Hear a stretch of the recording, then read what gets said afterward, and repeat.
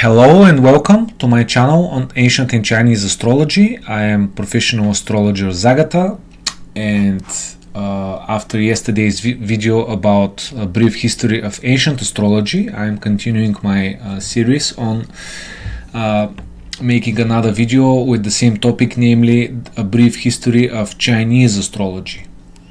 Now, this is my website, 100%astrology.com. I strongly recommend that you read my article on what is Chinese astrology. It's a very detailed one, and I explain the three types of Chinese astrology. Here's the contents and how they differ from ancient astrology, and also there are also differences depending on the gender, depending on the level of predetermination, philosophy, etc., etc. Very thorough article, so I advise you to read it prior to watching this video. Okay, so let's get started. Let me say that as a continuation also from yesterday, that ancient astrology is Chinese astrology is just as cryptic as ancient astrology, perhaps even more so. There are of course reasons for this, namely Chinese culture being very secretive, mysterious, etc. This knowledge being an oral tradition passed from master, from teacher to disciple, etc., etc. And also because the Chinese emperors have always been, for the most part, control freaks, and they've done their best to limit this knowledge and to isolate it from the people, from the masses. And of course, everything that I say is always can be easily confirmed via studying Chinese history, but not at a university. You have to read books, you have to look for sources, you have to look for astrologers and metaphysicians, etc., etc. I will give in the description of this video the sources I've used, but there are also others that you should be aware of. Okay, so let's get started. One of the best sources for sources of Chinese astrology. Now, let me say that in my article, as I explained, there are three types. The first, the most famous one, the most popular one, is called Four Pillars of Destiny, or Bazi, as the Chinese call it, 8 characters, which is the year, the month, the day, and the hour. These are the 4 pillars, and they have, of course, specific meanings, etc. I've explained this elsewhere on my website. I've given plenty of chart examples of real people, how this type of astrology is applied, what it can do, etc. And so we'll start with Bazi, Bazi equals 4 pillars of destiny. And this is a wonderful blog by Chinese astrologer and researcher Trey Bazi, as you see, and unfortunately he hasn't been updating his blog for 4 years, but he translated so much information, so many chapters of the classics, that his blog is invaluable. The point now, I prefer to let me first briefly browse through but let me first explain that Chinese astrology is much younger than ancient astrology or Indian astrology, for that matter, and in fact Chinese astrology is about 1,000 years old. And because there are these claims by some Chinese, or because Chinese astrology is very famous in Southeast Asia, Singapore and Malaysia and Hong Kong, Taiwan, etc., etc. And there are those that make these outrageous claims that Chinese astrology is 5,000 years old, such as there are Indian astrologers or practitioners of Jyotish Indian astrology that claim that Indian astrology is 5,000 years old. It's really so. It's completely unfounded, because it's very easy to check when the actual sources were written. And what we call astrology. I'm not talking about the Chinese calendar that's probably 4,000 or 5,000 years old. I'm talking about actual astrology, actual horoscopes. actual system of reading and calculating charts. So as Trey Batsa explains here, we have some how shall I say, some forms, some types of primary, of basic astrology, reading of fate here earlier on, but we are not, nothing can survive, and we don't have the full charts, so we can't say that this is the type of astrology that we are practicing today. Okay, so I will link the article as I said, but the thing is that what he says later on, what's important, I have made a summary of the article. Take a look here.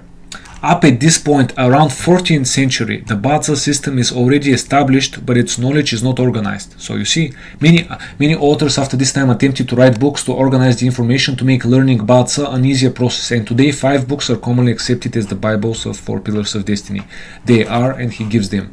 And I've made a summary of his article and also of some other articles. So the major books, because he gives 5, but there are some others.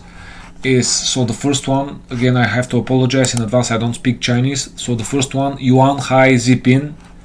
The way the Chinese speaking people give them is again with this abbreviation, so YHZP, the earliest classical Bible written by Xu the Sheng of Tang Dynasty. I have taken the liberty to add the years that these dynasties ruled, so that it would make it easier for people to to associate.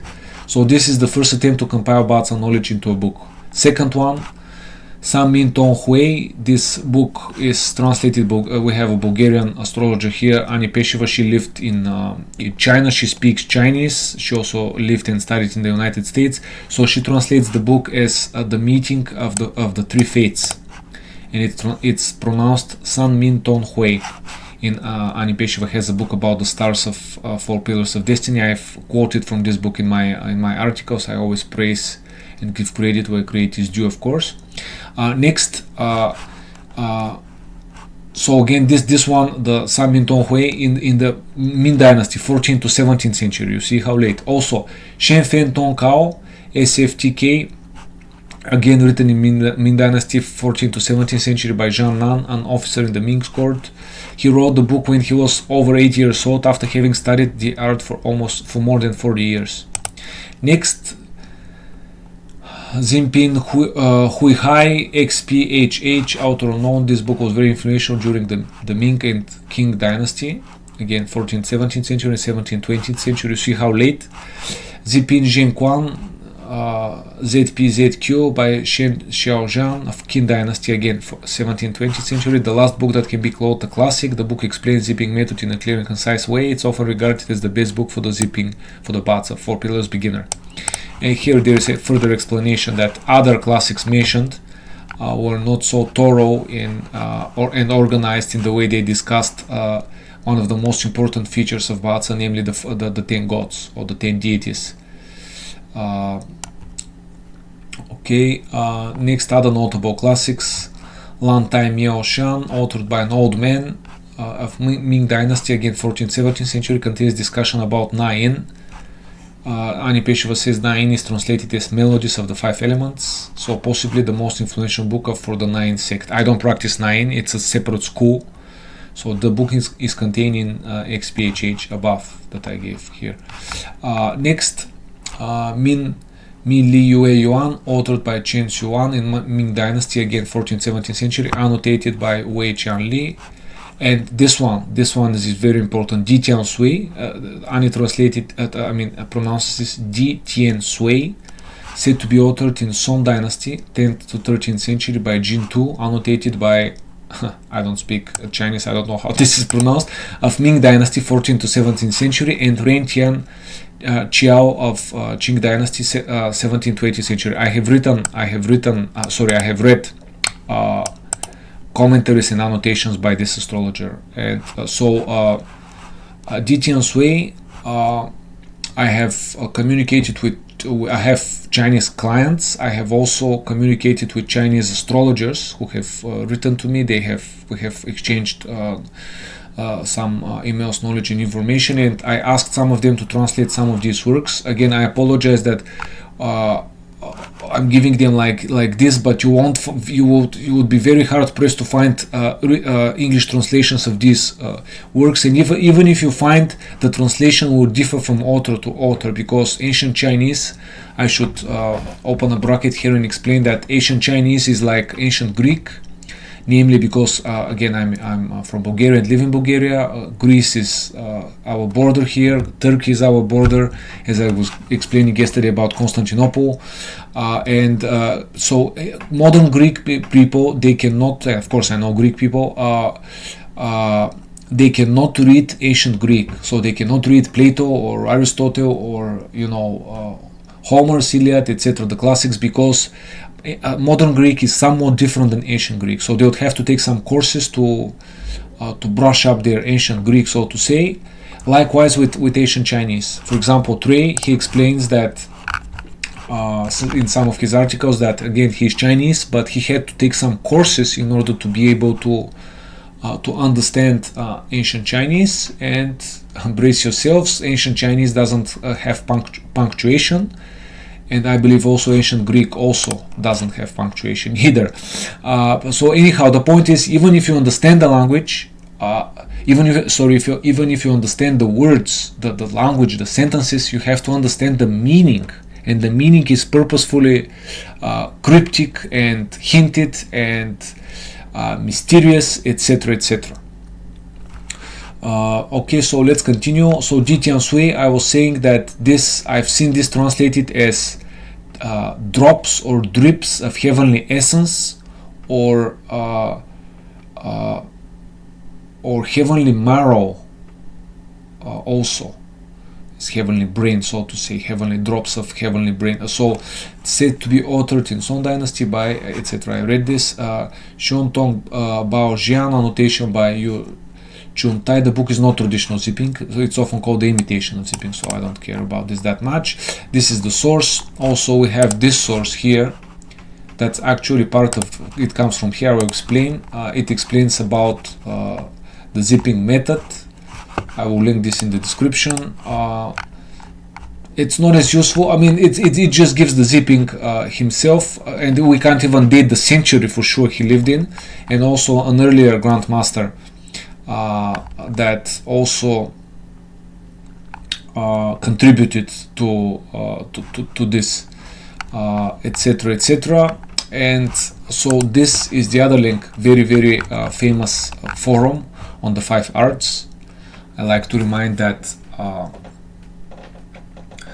astrology is only one part of Chinese metaphysics. I mean, Chinese metaphysics, as I've written in my articles on my website. If you go here to blog and go here to the categories, you can see my articles. I have over 100 articles, and I have about Chinese astrology and the Chinese metaphysics system, etc. And you can see, you can read about the 5 types. The point is that this forum is extremely valuable. There are many Chinese here, and also Chinese speaking people, astrologers, professional students, etc. And here they give there is a topic of list of classical texts for Ba-Zi and Zivei-Dou-Shu. Zivei-Dou-Shu is emperor astrology, the other major type of Chinese astrology, and I'll later on explain the third type. And here, let me show you because I've enlarged it here. There is this user here that makes a very valuable commentary about these classics. And as he explains, number 1 is modern, but it contains information that all Ba-Zi beginners need to know. So this is important. Number 2 is a must read. It explains basic zipping of our pillars very well. Without studying these books, number 3, 4, 5, and 7 would be hardly comprehensible. So number 2 is zipping. Yes, the zipping. Okay, and note again, Qing Dynasty, 17th, 20th century. Again, I would like to open a bracket. And we're seeing confirmation in another culture, in another civilization, how actually astrology got improved over time. In other words, yesterday, as I was explaining about ancient astrology, the two schools of thought, so to say, about whether it's a sudden invention or whether it was subject to gradual improvement and development. And here with Chinese astrology, again, the text suggests that as time went by, astrologers, authors, practitioners, they became more thorough in their commentaries, in their practice, in their sharing, in their so we can definitely say that astrology improved over time, because again, look at this as I explained early on with the dynasties. I mean, Ba-Zi was created about 1,000 years ago, and look here, 400 years later, 600 years later, again here, also here, 700, 800, 900 years later, again. So again, these are the classics. So I mean, with commentaries, with annotations. So anyhow, let's get back to it as he explains. Number 3, the SFTK is a mix between classical and modern. Old Master Zhan was a proponent of the strength of the day master. On most parts, the book is still rather classical. So number 3 is also valuable. The information is in number 4 is mostly contained in book number 5. 4 can be skipped if one studies 5. So one can skip yes, YH Ziping and go to San Min Tong Hui. Again, this is very valuable, as I explained earlier. Is a mix between zipping and the theories before zipping, before 4 pillars. It's the only book in the list that touches on the subject of Nayin. Again, we don't care about Nayin. Master Wan did some extensive research into the old system before zipping. Okay, number 6 can be ignored or read as entertainment. It's too generalized, it barely explains any fundamental theories. Number 6 is Jiang To Bao Jiang, again, Qing Dynasty, 17th to 20th century. And number 7, Di Tian Sui, again, full of metaphors, extremely vague, incomprehensible, ridiculously short, but it's supposed to be the highest of all the books. Yes, I believe Trey or others, I have read other online translations of parts of Di Tian Sui, absolutely agree. And this astrologer explains, the annotations are unreliable from my point of view. All Ba-Zi secrets are in the original text, provided one can understand what it's saying.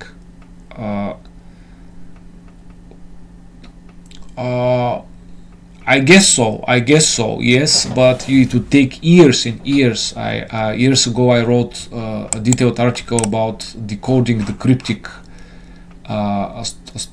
Chinese astrology, Ba-Zi texts. It was maddening. I was translating, I was using material from Trey, and I was developing. It took me a while to understand, because they're so deliberately cryptic. It took me, I don't remember, days, weeks, months to understand the passage and to draw out the meaning, because the author was not the author did not give the full delineation. He just hinted for it, and you have to double check and start comparing this and matching this with real horoscopes, etc. It's consuming, but it's very rewarding. So this is this article. For the information, I showed this. Okay, next, in my article, let me skip Yijing Astrology because it came last. Now, in my article on what is Chinese astrology, I quoted this article by Tony Tan, as I explained here.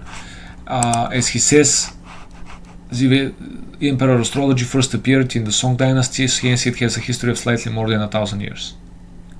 Again, and here are two classical sources, Zivei Dou Shu Quan Ji, complete compilation of Zivei Dou Shu, and Zivei Dou Shu Quan Shu, complete book of Zivei Dou Shu. That these are given. Again, this was deliberately watered down. I strongly suggest you read my article because, yes, okay, I've explained it there. Quoting again from Tony Tan, and I believe others. What else? Yes, so let's get to the last one, the last astrology. It's called Yijing Astrology or Yijing Astrology, depending on how you pronounce this is based on the oldest book, the Yijing, Book of Changes, which is at least 5,000 years old, documented. And I have to have to refer you to my article here, but I've explained some things. But what's important to know is that I'm yet to produce videos and also articles about how this type of astrology is applied and what information it can be gleaned from it. But what you should know is that what we call the Yijing, the Book of Changes, this 5,000-year-old gem, this oracle, this book that shows the eternal laws of nature, etc. This book is the original, but we can't use it for this type of astrology. For the Yijing astrology, there is a separate manuscript that was written, as I explained here, that was written in the 12th or 13th or 14th century, and this manuscript it also obviously includes the 64 hexagrams, but it includes separate delineations, interpretations for the hexagrams, because we are not doing divination, we are doing fate, we are doing destiny reading, we are reading the life of a person, the life of a native, the whole life. So the text is different, and there are specific rules and calculations and exceptions, etc., etc. So the best source for Yijing astrology is Harmen's book, Harmen Mesker, incredible Dutch man who wrote this book in Dutch. I ordered the book from him. This is a mistake, by the way. It's 2014, not 2012. And he hasn't translated it yet in English, but again, if you're resourceful, if you want this knowledge, anyhow. So as summarized from Harmen, he says that like many other techniques and parts of Chinese metaphysics, it's not entirely clear who developed the Heluo Lishu system. And again, I'm referring back to my video from yesterday about the origins of ancient astrology. We note that there are these semi-divine, semi-human, semi-mythological men or beings that are said to have founded ancient astrology, Hellenistic astrology in particular. And here we have some men here that again, it's said that this one, Chen Tuan, invented Heluo Lishu. This is wrong, as Harmen explains and proves. Also Shao Yang. I wrote a very good article on my blog about just a second, about this method called Plum Blossom Numerology, that is a very amazing method of divination,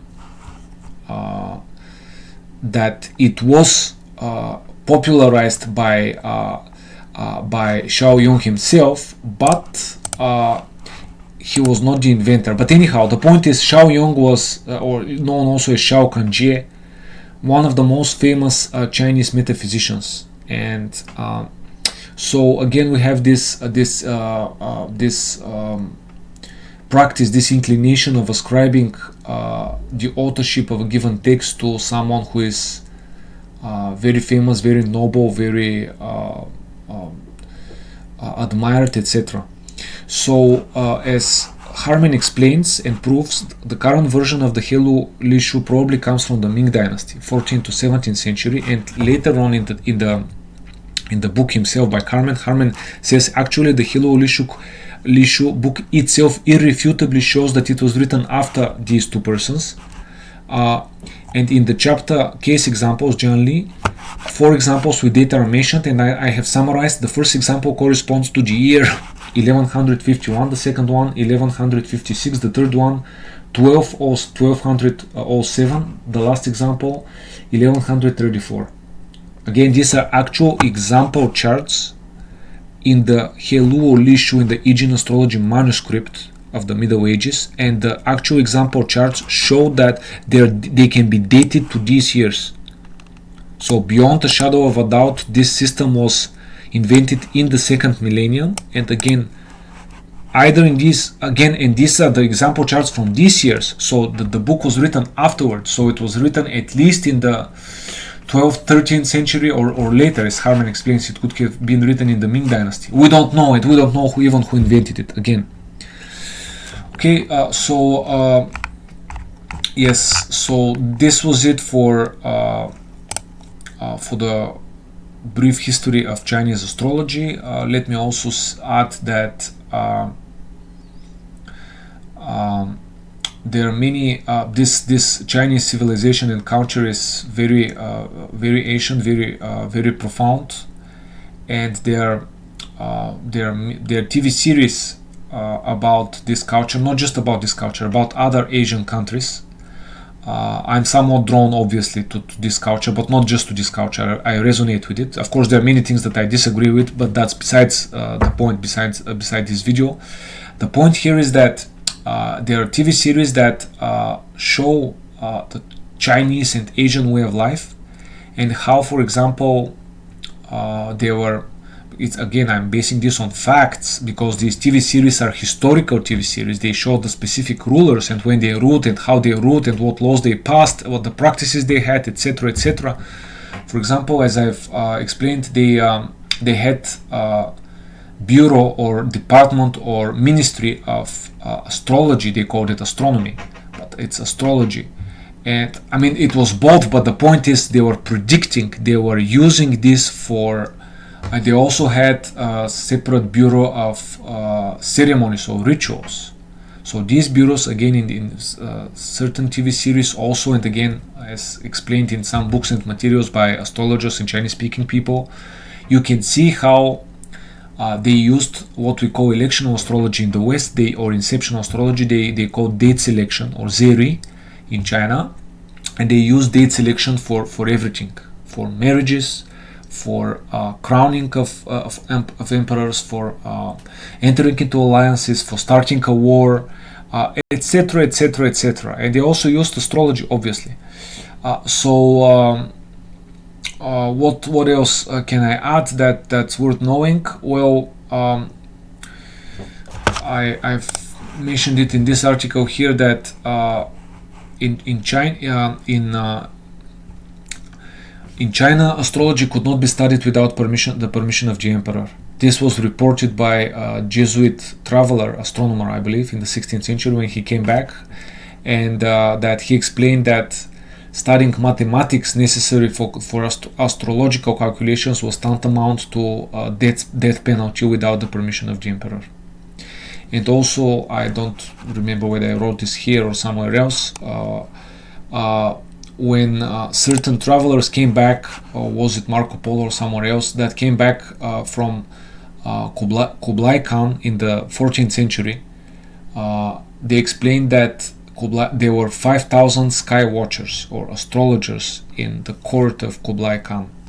Again, this knowledge, as with ancient astrology, this knowledge was used to found countries, to build capitals and temples. And of course, this is not, I don't want to we have to consider again, as I mentioned, that astrology is only one part of the whole of Chinese metaphysics, because they have feng shui, they have many types of divination, they have predicting the weather, etc., many types, martial arts and exercises and practices for actual immortality. There are surviving schools about this, etc., etc. It's a very deep culture, and it's fascinating to be able to learn this. And we're very fortunate in this era, because after communism supposedly fell, they opened up, and certain authors and astrologers started sharing information, and that's how we've come to it. Of course, there are some courses. That's how us Western people and non-Chinese people, non-Asian people in particular, are able to take advantage of this knowledge. And I will also end up saying that it's very, again, as I explained in my beginning video of my channel, it's very reassuring to be studying something so ancient and so eternal, because this is eternal knowledge that will be always valid. And as an example, also I would like to give is that, for example,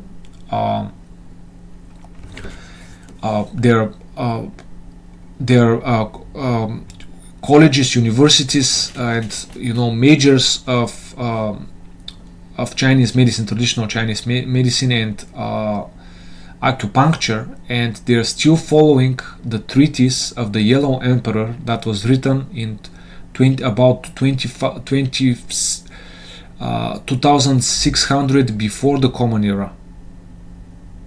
So over 4,500 years ago. And again, we're still studying also, and myself as an astrologer, when I want to apply Chinese medical astrology, I will make videos about this also. We are studying this table of correspondences between the 5 elements, between the organs, the senses, the colors, the seasons, the emotions, the directions, etc., etc., the hours these organs are active, etc., etc. So again, I'm thrilled to be able to share this, to popularize this, and I hope that this video was instructional. If you have some questions or comments, leave them below. If you'd like to subscribe to my channel, Ancient in Chinese Astrology, I would appreciate it. Thank you for watching. Thank you.